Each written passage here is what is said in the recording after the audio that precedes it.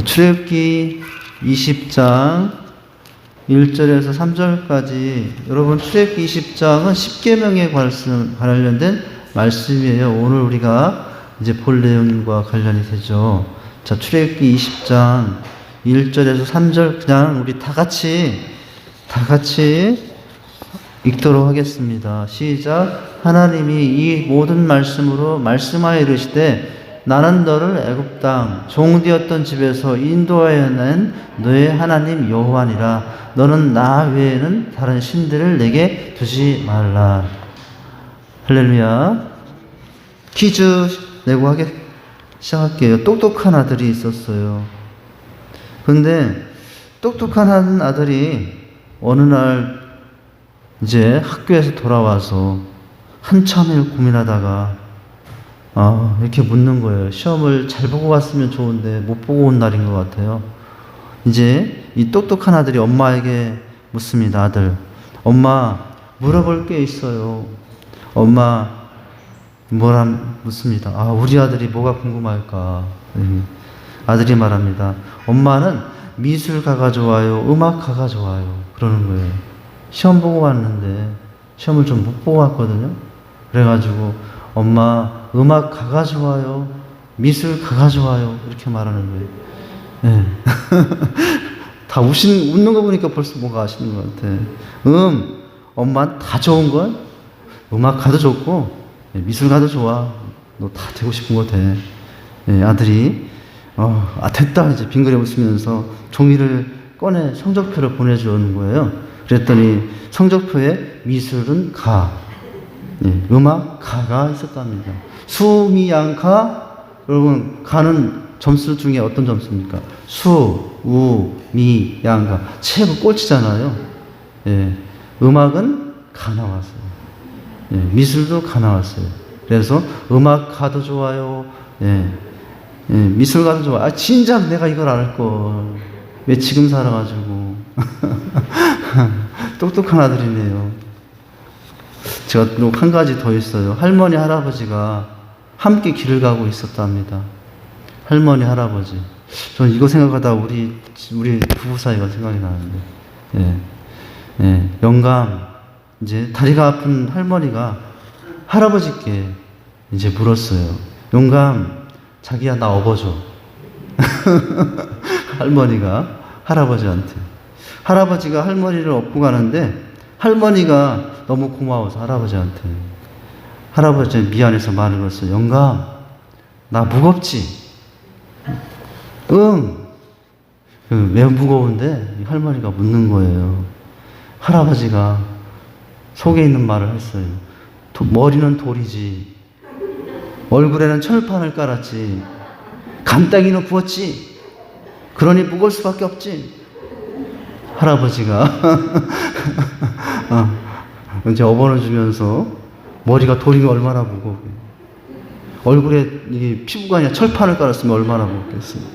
간땡이는 그냥 부었으니 얼마나 무겁겠어요. 근데 또 한 가지가 있어요. 돌아오는 길에 이번에는 할아버지가 할머니께 부탁을 했어요. 할멈, 나 업어줘. 왜 제 생각이 나는지 모르겠어요. 한 20-30년 후에 우리가 그럴지도 모르겠네요. 그래가지고 돌아오는 길에 이제 할아버지가 할머니께 이제 내가 업어줬으니까 돌아가니 할멈 나 업어줘. 그래서 할머니가 할아버지를 업고 오는데 할아버지가 물었어요. 똑같이. 할멈, 나 무겁지? 아니, 하나도 안 무거워. 너무 가벼워. 할아버지가 내가 아까 그렇게 무안을 줬는데 이 마누라가 갑자기 너무 마음이 넓어졌나.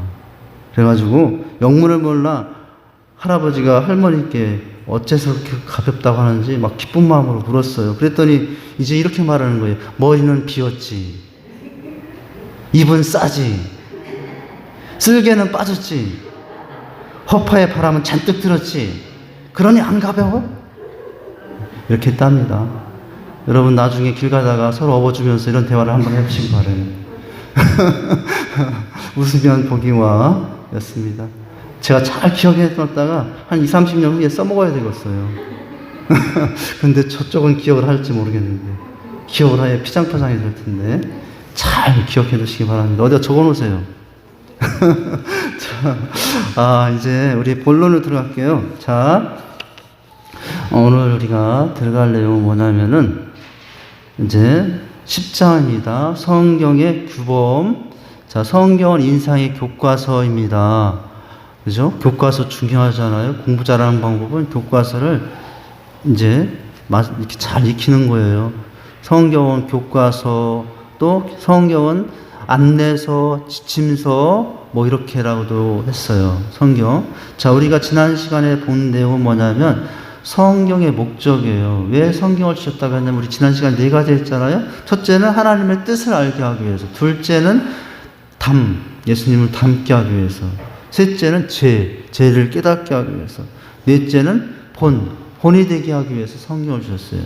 뜻, 첫째는 왜 줬다고요? 하나님의 뜻을 깨닫게 하기 위해서. 두 번째는 예수님을 닮게 하기 위해서. 세 번째는 죄를 깨닫게 하기 위해서. 자, 네 번째는 본이 되게 하기 위해서 성경을 주셨다고 하는 거예요.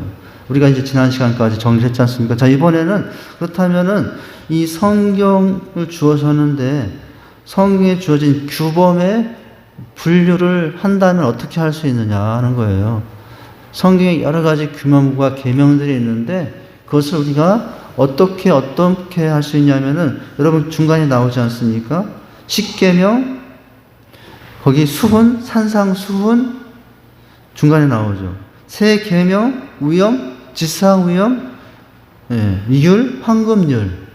여러분 그 중간에 점점점 3개 있고 나오지 않습니까? 이제 예를 들자면 성경의 규범의 종류들을 이렇게 찾아서 우리가 정리를 한다면은 규범은 십계명처럼 주어진 것이 있을 수 있고, 또 예수님께서 산상보훈이라고 그러거든요. 산상수훈 또는 보훈. 숫자나 보자나 참 너무 좋다는 말이거든요. 산 위에서 주신 아름다운 교훈. 산상보훈, 산상에서 준 보배 같은 교훈, 산상보훈. 이제 그리고 세계명을 주느니 하면서 할 때 그 세계명. 그리고 지상 대사명 위엄. 이런 규범으로 말할 수 있고, 황금률이 뭐죠? 대접받고자 하는 대로 대접하라. 대접받고 싶으면 대접하고, 그죠? 오리를 가운데 하는 자 심리까지 가지고, 뭐 이런 여러 가지 규범들이 있거든요. 자, 이제 이런 종류가 있어요. 자, 오늘 우리가 이제 그 뒷부분에 보면 십계명 20장을 통해 십계명을 볼 텐데, 자, 첫 문장부터 이 규범의 종류들에 관한 첫 문장부터 내용을 보도록 합니다. 첫 문장입니다. 제가 꼭 읽어서 이렇게 나가도록 할게요. 자, 하나님께서 주신 규범의 정신은 뭘까요? 사랑이에요. 하나님께서 하라, 그것도 사랑하게. 하지 말라. 여러분, 다 그게 뭘까요? 사랑이에요, 사실은. 하나님께서 하라는 것도 사랑하기 때문에, 하지 말라는 것도 사랑하기 때문이거든요. 우리는 누가 하라 하면은 왜 명령하고 내가 좀 종이하고, 하지 말라 왜 간섭하냐고 그러죠. 사람들은 그런 규범에 대해서, 명령에 대해서 잘 받아들이지 못해요. 그런데 하나님께서 하라 또는 하지 말라는 그 하신 모든 말씀에 여러분 그 근원은 뭘까요? 왜 그런 말씀 하실까요? 사랑하기 때문에 하신 말씀이거든요. 자, 이제 우리가 내용을 보면서 살펴보는데, 자, 하나님께서 주신 규범의 정신은 첫째, 누구 사랑? 하나님 사랑. 둘째는 이웃 사랑이라고 할 수 있어요. 자, 하나님께 주신 모든 규범, 율법의 내용은 사랑인데 두 가지로 다시 나눈다면은 하나님 사랑과 이웃 사랑. 여기 그 가로 안에 누가복음 10장 27절 있지만은 누가복음 여러분 10장 27절에 이런 말씀이 있어요. 제가 읽어드릴게요. 대답하여 가라사대 네 마음을 다하고 목숨을 다하며 힘을 다하며 뜻을 다하며 주 너의 하나님을 사랑하라. 또한 네 이웃을 내 몸과 같이 사랑하라 하였나이다. 뭐예요? 하나님 사랑과 이웃 사랑. 하나님을 어떻게 사랑하라고요? 다하여. 뭘 다하여? 마음을 다하고. 뭘 다하여? 목숨을 다하고. 뭘 다하여? 힘을 다하고. 뭘 다하여? 뜻을 다하고. 관련된 다른 성경들은 생명을 다하여, 정성을 다하여 이렇게도 하고 있죠. 하나님께서 하나님을 사랑하라고 한 것도 왜 그럴까요? 하나님이 사랑받고 싶어서 여러분 사랑하라고 하시는 것일까요? 아니에요. 하나님이 사랑받고 싶어서 마음 다하여 뜻 다해 목숨 다해 사랑하라 하신 것이 아니라 우리를 사랑하기 때문에 사랑하신 거라고요. 우리가 하나님을 사랑하는 삶이 여러분 뭐예요? 가장 아름다운 삶이고 그 삶을 살게 하고 싶은 것이 바로 하나님의 마음이고 하나님의 사랑이라고요. 여러분 하나님은 나 같은 사람의 사랑 없어도요 얼마든지 영존하시고 얼마든지 존귀하신 분이에요. 그런데도 여러분 나 같은 사람에게 마음 다하여 사랑하라고 뜻 다하여 사랑하라고 여러분 생명 다하여 사랑하라고 한 것이 그게 사랑인 것이에요. 나 같은 사람이 정말 여러분 그런 게 있지 않습니까? 여러분 어떤 연인들이 연애하다가 내 사랑 받아주지 않아가지고 나는 너무나 사랑하고 싶은데 사랑해서 결혼까지 하고 싶은데 도저히 허락되지 않는 남녀간의 사랑이 있잖아요. 그래서 어떡합니까? 심지어 어떤 사람 어떤 남자는 찾아가서 그 집 앞에 내려가서 막 어떡합니까? 예, 난동 부리고 막 그렇게도 하잖아요. 왜 사랑하고 싶은데 사랑을 못하게, 나 결혼하고 싶은데 왜 결혼 못하게 하냐고. 여러분 그런 일이 비일비재하지 않습니까? 얼마나 불행한 거예요. 이제 사랑하는 사람이 있는데 내가 허락할게요. 어떤 남자가 어떤 여자를 너무 사랑했어요. 그런데 여자가 허락하지 않아서 이 남자는 그냥 상사병에 걸려가지고 오매불망 그렇게 하고 있는데 허락되지 않은 사랑 때문에 얼마나 여러분 고통스러워합니까? 그런데 만약 그런데 찾아갔더니 사랑해도 된다고. 그럼 얼마나 남자가 감동적이겠습니까? 제가 그런 감동을 먹고 결혼한 사람입니다. 사랑해도 됩니까? 했더니 된대요. 네, 아이고 이런 일이 다 있나. 하나님도 마찬가지예요. 하나님이 나의 사랑 없어도 얼마든지 영존하시고 존귀하신 분인데 여러분 마음 다하여 사랑하라고 나를 네가 마음 목숨 다해서 나를 사랑해도 좋다고. 여러분 그게 얼마나 더 큰 은혜입니까? 할렐루야. 자 이게 이제 하나님 사랑하라 이웃 사랑 그 의미 규범들은 그것을 주고 하라도 사랑하기 때문에 주신 규범이요 하지 말라도 사랑하기 때문에 주신 규범이라고요. 자 이러한 그 다음 문장 보면 이러한 정신을 구체적으로 담고 있는 성경의 대표적인 규범들 그 밑에 십계명, 산상수훈, 세계명, 지상위험, 황금률 이거 봤죠. 자 그 다음 문장 봅니다. 하나님은 인간을 비롯해 만물을 창조하시고 다스리는 분이죠. 얼마나 위대하신 분입니까? 얼마나 존귀하신 분입니까? 얼마나 영광스러운 분이에요. 그러나 하나님께서는 자신의 피조물들을 위해 독재자로 군림하지 아니하시고, 예. 그보다 하나님께서는 각 사람과 친밀한 사랑의 관계, 뭐예요? 마음을 다해서 사랑해 보겠니? 나도 마음 다해서 너를 사랑할게. 네가 목숨을 다해서 나를 사랑하겠니? 나도 내 생명 다해서 너를 사랑해 주마. 네가 뜻 다해서 나를 사랑해 줄 수 있겠니? 나도 뜻 다해서 너를 사랑해 줄게. 여러분 이게 얼마나 큰 은혜입니까? 그죠?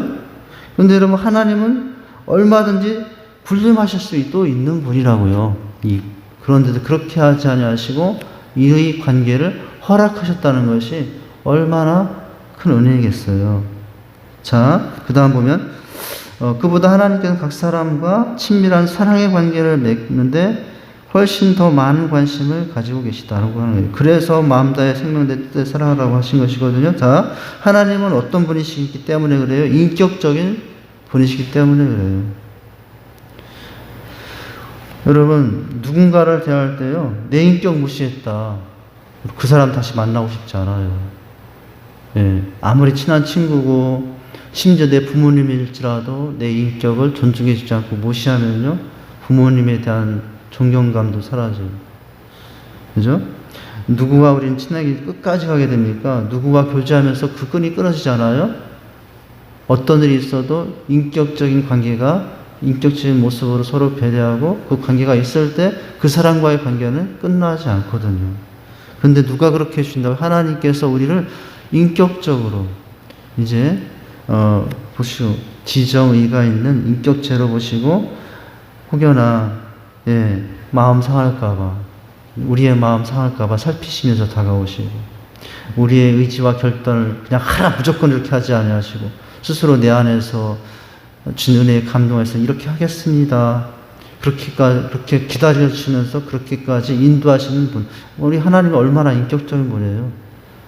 여러분, 하나님은 전지전능하시다면은 마치 로봇처럼 딱 여러분, 우리 삶에 입력해놔가지고 하기 싫어도 하고 그렇게 살아갈 수도 있는 분이 아니시겠어요? 그런데 절대로 하나님께서는 그렇게 우리에게 말씀하시거나 그렇게 다가와서 무조건적으로 하지 않는다고요.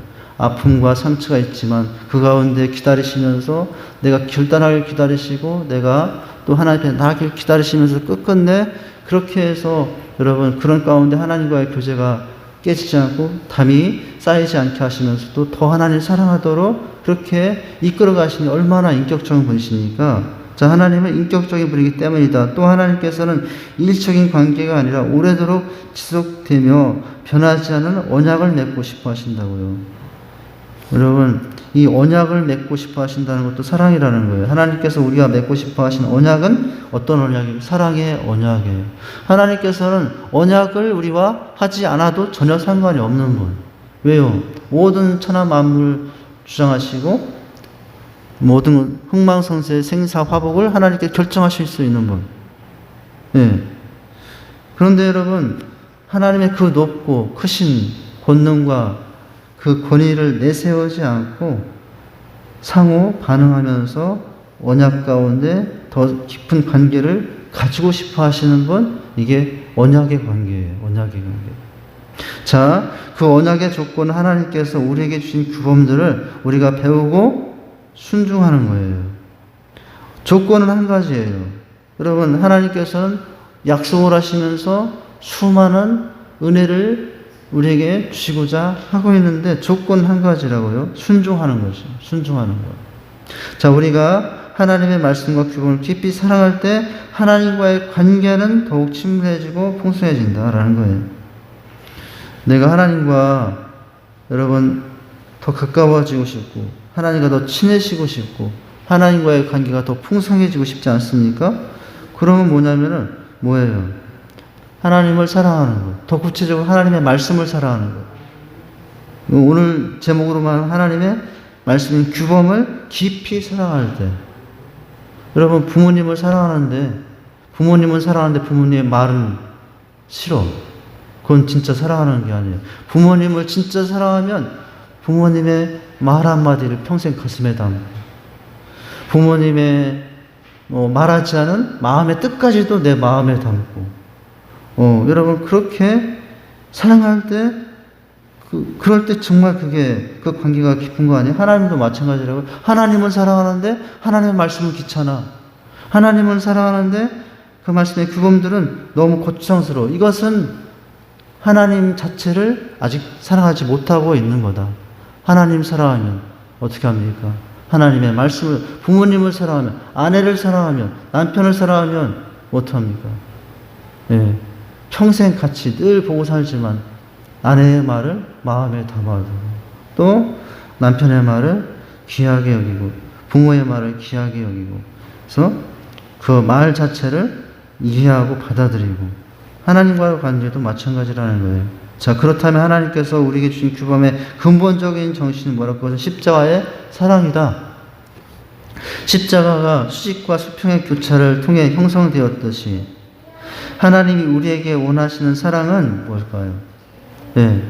하나님이 우리에게 원하시는 사랑도 십자가 사랑인데 십자가로 보면 위아래가 있고 옆으로가 있잖아요. 십자가 나무 구조가 그렇게 되어 있잖아요. 위아래 수직적인 관계, 옆으로 수평적인 관계인데 바로 하나님이 원하시는 사랑도 하나님과의 수직적인 관계 속에서 형성되는 사랑과 그죠? 수직. 여러분 십자가를 보면은 하늘의 맨 위에 있는 것과 땅에 박혀 있는 십자가. 이건 뭘 연결해요? 땅에 있는 나와 위에 있는 하나님을 연결하는 거잖아요. 하나님 사랑이에요. 십자가를 보면 양옆으로 있잖아요. 양옆에 서 있는 나와 너와 연결되는 게 이웃 사랑이잖아요. 이 십자가 앞으로 위아래로 옆으로 되어 있잖아요. 수직적 사랑과 수평적 사랑. 이제 자 그것이다라는 거예요. 수직과 수평의 교차를 통해 형성되듯이 하나님이 우리에게 원하시는 사랑은 하나님과의 수직적인 관계 속에서 형성되는 사랑과 이웃과의 수평적인 관계 속에서 형성되는 사랑, 두 가지 사랑이잖아요. 이 두 측면의 사랑은 결코 분리될 수 없다. 왜냐하면 하나님을 진심으로 사랑하는 사람은 당연히 누구를? 이웃을 사랑할 수밖에 없어요. 여러분, 하나님을 믿고 나면은 달라지는 시각 한 가지가 있다고요. 사람이 시각이 달라져요. 하나님을 믿더니 이전에 그렇게 왼수 같았는데 그 남편이 하나님을 정말 만나고 났더니 하나님 사랑이 되었더니 왜 이렇게 불쌍해 보여요? 왜 이렇게 그 남자가 불쌍해 보여? 그 지금 누구를 사랑하기 때문에 하나님을 진짜 사랑하니까 그 남자 그 여자가 죄송해요. 이제 내 남편 내 아내가 어떻게 된 거예요? 사랑스러워 보이는. 자, 하나님을 진실로 사랑하는 사람은요, 영혼의 사람에 대한 눈이 열리거든요. 그래서, 자, 이웃을 사랑할 줄 알기 때문이다. 그리고 이웃에 대한 진정한 사랑을 통해 하나님에 대한 사랑을 표현할 줄 아느니. 여러분, 참 그리스도인이 때문이다. 하나님을 사랑하고 싶어요. 나 하나님 사랑해요. 기도하고 예배하고. 그런데 여러분, 그거는 그냥 형식이. 정말 하나님을 사랑하고 싶은 방법? 뭐라고요? 내 주변에는 영혼을 사랑하면은 하나님을 사랑하는 것이라고요. 그 사람도 바로 옆에 있는 사람이 누구이기 때문에 하나님의 사람이기 때문에 하나님이 누구보다도 사랑하는 사람이기 때문에 그 옆에 있는 사람을 사랑하면 누구를 사랑하는 것이라고요? 하나님을 사랑하는 것이 됩니다. 자, 따라서 예수님도 최후의 계명으로 하나님 사랑과 이웃 사랑을 분리하지 아니하시고 하나로 묶고 설명하셨어요. 이러한 사랑의 정신은 성경에 기록되어 있는 모든 규범에 일관되게 나타나 있다. 그러면 이러한 정신을 구체적으로 담고 있는 성경의 대표적인 규범들 뭐예요? 십계명, 그리고 무슨 수은? 산상수은, 그리고 무슨 세계명, 위험, 무슨 위험? 지상위험, 땅끝까지 가서 제3으라. 그거 다 사랑이에요. 율, 무슨 율? 황금률. 대접받고자 하면 대접을 먼저 해주라. 자, 이런 것들이 있어요. 자, 오늘은 그래서 이 규범의 종류 중에 십계명에 대해서 오늘 보겠습니다. 오늘 십계명, 우리가 읽었던 말씀이 20절, 출애굽기 20절 1절에 3절의 내용 속에 바로 이 규범의 첫 번째 종류 십계명이에요. 자, 첫 문장 이렇게 되어 있죠. 하나님께서 이스라엘 백성을 애굽 종살이에서 구원하시고 모세를 통해 시내산에서 십계명을 주셨습니다. 이 십계명은 당시 이스라엘 백성뿐만 아니라 수천 년이 지난 지금까지도 예수 그리스도를 믿는 모든 자들에게 주어진 대표적인 삶의 규범이에요.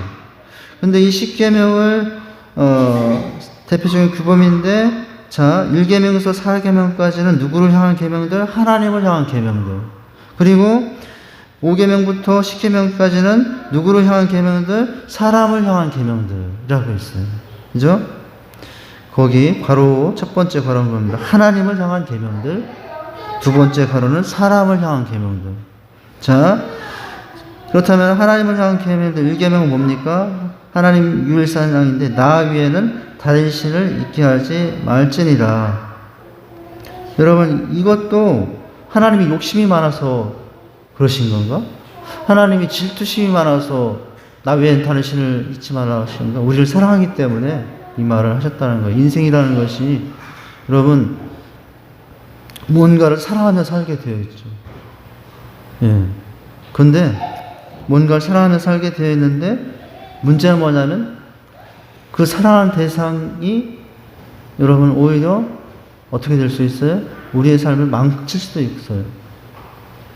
근데 우리 아무리 사랑해도 여러분 우리의 삶이 망치지 않고 오히려 사랑할수록 우리의 삶이 더 아름다워지고 사랑할수록 감사가 넘치고 사랑할수록 기쁨이 넘치고 사랑할수록 평안이 넘치고 누굴 사랑하는 거예요? 하나님 사랑하고 사는 거예요. 자, 이것도 사랑 때문에 중요해요. 그리고 우상금지, 우상을 새기지 말고 그것에 절하지 말라. 하나님 말고도 자녀가 물질이 내 명예와 권세가 우상이 될 수도 있어요. 네. 여러분 마찬가지예요. 이것도. 그런데 여러분 어떻게 됩니까? 이 우상을 새기지 말고 오직 하나님께만 절하는 것도 뭐예요? 우리에게 참된 평안을 끊임없는 하늘의 평안을 누리며 살게 하시기 위해서 주신 거예요. 여러분 사람은 두 가지를 사랑하면요 마음이 나눠진다고요. 근심이냐. 한 남자가 아내를 너무 사랑해요. 근데 어느 날 아내만이 아니라 뭐예요? 아내만 사랑하는 게 아니라 어떻게 하다가 회사 같은 여정호 직원을 사랑하게 되었어요. 나는 다 사랑할 수 있다. 나는 내 아내도 누구보다 사랑할 수 있고, 나는 지금 내 눈에 들어오기 시작한 저 같은 동료를, 여직원도 사랑할 수 있다. 여러분, 그게 가능하겠까요? 네, 가능하지가 않아요. 마음이 나눠지기 시작하고, 그때부터 근심, 염려, 여러분, 두려움이 쌓이게 돼요. 하나님께도 마찬가지예요. 우리가 근심, 염려 없이 늘 마음이 평안하고 편안하게 살려면 하나님만을 첫째 두고 살아가는 거예요. 그럼 세 번째, 하나님을 경외한 너 하나님 여호와의 이름을 망령되이 일컫지 말라라고 하고 있어요. 네. 여러분, 이 하나님의 이름을 망령되이 일컫지 말로라도 그렇게 하면 안 되죠. 이름을 망령되이 일컫지 말라. 악은 모양이라도 버리라고 했는데, 나는 하나님 사랑하지만 하나님은 아니라 하나님의 이름을 조금 이렇게 언급한 거, 하나님이 그럴 수 있어 하면서 하나님의 이름을 망령되이 일컫는 거, 여러분, 그것까지도 하지 말라고. 네 번째, 주일 성수, 안식을 기억하여 거룩히 지키라. 여러분, 이것도 사랑 때문에 주신 거예요. 여러분, 공산국가에서요, 어떻게 하든지 기독교를 없애려고 안식일 제도를 바꿔봤어요. 5일로 해서 주일날 또 일하게 시키고, 또는 10일로 해가지고 10일마다 세게 해서 이제 어떻게 해요? 예배 못 드리게 하려고. 그런데 깨달은 게 있어요. 인간이 창조된 자체가 7일 동안 쉬고 일해야 능률이 올라요. 여러분, 그렇게 시켰더니 생산성이 완전히 떨어지는 거예요. 인간이 노력하고 뭔가 만들어내고 뭔가 이렇게 창조하는 그 창조력은 어떨 때 나타나느냐? 7일마다 쉬고, 여러분, 6일 동안 열심히 일할 때 이게 뭐예요? 인간의 삶이 더 풍성해지고, 인간이 여러분 이제 영적인 침체나 그런 것에 빠지지 않고 더 풍성한 삶을 살 수 있게 되는. 여러분, 이것도 왜 그래요? 안식일마다 그렇게 시키라는 것도 누구를 위해서 준 거예요? 우리를 위해서 준 거예요. 그 안식하면서 하나님께 기도할 자리에 기도 자리 지키고, 예배 자리 지키고, 예배 자리 지면서, 여러분 뭡니까? 내 마음도 하나님께 쏟고, 내 슬픔도 쏟고, 내 기쁨도 쏟으면서 하나님과 이렇게 하나님 안에서 쉼을 누리고, 그 품 안에서 그러면서 치유와 회복을 누리고, 그리고 다시 또 세상에 나가고. 여러분, 이 사람이 멀리 갑니다. 이 사람이 끝까지 갑니다. 안식일 안 지키고 내 마음대로, 내 고집대로, 내 형편대로 살아보겠다고. 여러분, 그러면 거기에 난 자유로울 것 같아, 내 삶은 더 풍성해질 것 같아. 절대로 그렇게 되는 게 아니라고요. 고지식하고 미련해 보여도, 남편이 뭐라고 그래, 주변 이웃 사람들이 뭐래도 주일날은 목숨 걸고 예배 지키고, 생명 걸고 주일 지키고. 여러분, 그것이 뭐예요? 이것도 하나님이 우리를 사랑해서 우리의 삶이 더 풍성해지기 위해, 좋은 삶이 되기 위해서 주신 것이라고요. 자, 사람을 향한 계명, 5번째, 6번째, 7번째, 8번째. 자, 5계명 뭡니까? 부모를 공경하라. 자, 사람과 관련된 첫 번째가 부모 공경이거든요. 공경이라는 말은 원래 하나님께 쓰여야 되는 말이에요. 부모를 공경하면 그 사람은 누구를 공경할 수 있게 돼요? 하나님을 공경할 수 있어요. 육적인 부모를 공경하면서, 육적인 부모를 통해서 하나님을 발견하고, 그렇게 육적인 부모를 섬기는 그 모습을 통해서 누구도, 하나님도 정성으로 잘 섬기게 돼요. 6계명에 보니까 살인하지 말라. 여러분, 왜 그렇습니까? 옆에 있는 사람이 어떤 형편에 있던 사람이건에 내 마음에 들지 않던, 여러분, 들던 간에 그 사람도 다 누구의 호흡이, 누구의 생기가 들어간 사람, 하나님이 생기가 들어간, 하나님의 사랑에 될 사람이거든요. 근데 그 살인하지 말라는 것은 결국 이런 그 영혼의 가치의 귀함에 대해서, 성적인 정결함, 7계명, 간음하지 말라. 우리나라가 간통죄가 있었죠. 간통죄. 그런데 간통죄가 이제는 헌법 불합치 판결을 받아가지고 간통죄를 가지고 고소하지 못하는 시대가 됐어요. 시대가 조금 이제 너무 자유적인 분위기로 가서 문제가 됐는데, 뭡니까? 간음하지 말라. 여러분, 이것도 뭐예요? 정말 하나님께 지어준 그 짝만을 생각하고 사랑함으로 말미암아 그 속에서, 그 관계 속에서, 여러분, 하나님이 주신 축복의 통로가 바로 그 관계거든요. 하나님께서 우리를 축복하실 때의 관계는 뭐예요? 남자와 여자, 부부가 되기 위해서 그 관계를 통해서 축복이 흘러가도록, 그 관계를 통해서, 그 좋은 관계를 통해서 그 축복이 자녀들에게 흘러가고 대대로 흘러가게 하기 위해서 가정, 부부를 세워줬는데 그 사이에 다른 남자가 들어가거나 다른 여자가 들어감으로 말미암아서 하나님의 축복의 통로가 막히지 않도록 하기 위해서 간음하지 말라. 여러분, 정직한 경제활동 7개, 8계명 도둑질하지 말라. 우리가 이것도 조심해야 돼요. 예. 우리가 이제 제가 여러 그런 게 있어요. 어디 가서 영수증을 끊으면은 교회에다 제출해야 되거든요. 교회에 제출해야 돼요. 그래서 문방구 가서 사는데 교회에 필요한 여러 가지 샀어요. 근데 볼펜 몇 자루 껴가지고 여러분 그게 교회에 청구할 수도 있어요. 도적절이거든요. 저는 이제 문방구에 가면은 몇백 원이라도 뭡니까? 이거 내가 쓸 건 사는데 교회에 포함해가지고 여러분 청구하면 재정부에서 알까요, 모를까요? 모를 수도 있거든요. 그런데 누구나 하나님 알고 또 내 양심만 하는데 제가 어떡합니까? 조금 갑자기 그런 말이 나왔는데, 이제 항상 그래서 몇백 원짜리라도 요건 따로 계산해 주세요. 2번 계산하거든요. 한꺼번에 딱 계산해 보면 편할 수도 있는데, 몇백 원, 몇천짜리는 따로 계산해가지고 이건 내가 한 거니까 교회 청구를 안 하고 이제 쓴 것만 청구하고 뭐 이래. 조금 죄송합니다. 지금 내 자랑을 하고자 이런 것이 아니라 도둑질하지 말라. 그러니까 우리는 뭐예요? 우리는 모든 것이 하나님의 것임을 기억하면서도 그 경계선을, 내 것과 내 것에 대한 경계선을 넘어가지 않는, 그것도 뭐라고요? 그것도 사랑이라는 거예요. 사랑. 자, 그리고 9번에 네 이웃에 대해서 거짓 증거하지 말라라고 하고 있죠. 여러분, 지금 이 세상에 일어나는 많은 고발 사건 중에 여러분 가장 많은 것이 이 거짓 증거잖아요. 거짓 증거. 억울하다. 나 그런 적 없는데.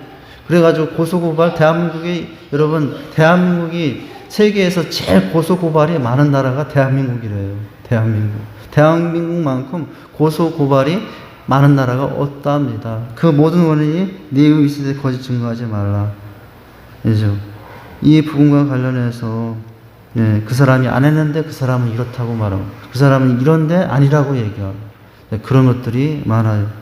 우리가 사랑한다면은 그 사람 있는 모습 그대로 그것을 여러분 인증해주고 덮을 건 덮어주고 그렇게 해야 하는 게 바른 이제 윤리잖아요. 거짓 증거하지 말라. 자, 탐욕, 네 이웃의 것을 탐내지 말라. 여기 또 있어요. 자, 마찬가지죠. 다른 사람의 정말 사랑한다 하면은 그 사람의 것을 내 마음대로 탐해서 내 것으로 삼으면 여러분 나는 좋겠지만은 뺏긴 상대는 얼마나 여러분 마음이 뺏긴 상대는 얼마나 여러분 고통스럽겠어요. 그건 사랑이 아니죠. 1계명부터 10계명 이 모든 계명에 여러분 이 모든 규범의 근본 바탕은 뭐라고요? 사랑이다. 하나님께서 1계명부터 10계명을 주신 것은 하나하나 꼬치꼬치 우리를 간섭하고 우리의 억압하기 위해서 주신 것이 하나하나 보면은 거기에 정말 하나님의 큰 사랑이 들어있는 내용들이다 라고 하는 것을 우리가 깨닫고요. 하나님의 모든 말씀들을 대할 때 사랑해 주신 말씀이다 라고 하시면서 받고 그렇게 여러분 하나님의 말씀들을 정말 이렇게 귀하게 생각하고 따르고 살아갈 수 있는 저와 여러분 될 수 있기를 주님의 이름으로 축원드립니다. 기도하겠습니다. 뒷면은 다음 주에 하도록 하겠습니다. 하나님 아버지, 주님의 은혜와 사랑을 감사를 드립니다. 하나님께서 규범을 주신 것은 하나님의 뜻을 깨닫고 또 죄를 깨닫고 본이 무엇인가를 깨닫고 예수님 닮아가기 위해서였는데 오늘 특별히 10계명의 규범의 한 종들을 보면서 이 규범의 규범을 하나님 말씀을 주신 이유가 무엇인지를 깨달았습니다. 모든 규범들은 바로 사랑이기 때문에 주어졌다는 사실을 기억하고 하나님 그 주신 모든 말씀 속에 들어있는 우리를 향하신 하나님의 말씀, 사랑을 깨닫고 그 귀한 한 말씀 한 말씀들을 붙잡고 당장 이해가 안 되고 어려운 일이 있을지라도 그 말씀 붙잡고 살아가는 저희 되게 하여 주시옵소서. 그럴 때 우리를 향하신 하나님의 사랑도 더 깊어지고 또 우리가 하나님을 향한 사랑도 더 깊어지는 줄 압니다. 그런 은혜 가운데, 그런 관계 가운데 나가는 저희들이 되게 하여 주시옵소서. 예수님 이름으로 기도하옵나이다. 아멘.